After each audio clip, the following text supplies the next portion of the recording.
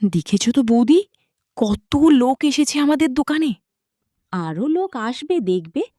দেখো, সবাই আমাদের খাবার খেয়ে কত প্রশংসা করছে।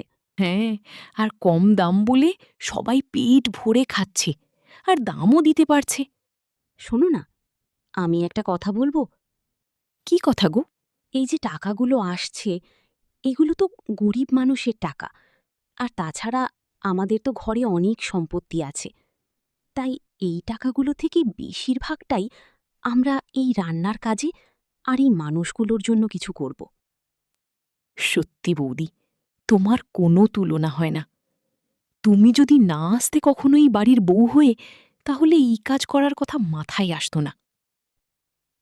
তোমাকে আমার খুব ভালো লাগে, তবে মাঝে মাঝে বড্ড ভয় হয়। ভয়? কিসের ভয় আবার? যদি কোনো সমস্যা হয় এসব করে। ধুর, তুমি একটু বেশি চিন্তা করো, দেখবি কোনো সমস্যা হবে না। আচ্ছা চলো চলো, এখন ওসব ভেবে লাভ নেই। কত মানুষ অপেক্ষা করে আছে আমাদের খাবারের জন্য। সবাইকে খাবার দিতে হবে, চলো। সবাই ধীরে সুস্থে খাও, কোনো তাড়াহুড়ো নেই। আর তোমরা গ্রামের সবাইকে আমার হোটেলের কথা জানাবে কিন্তু।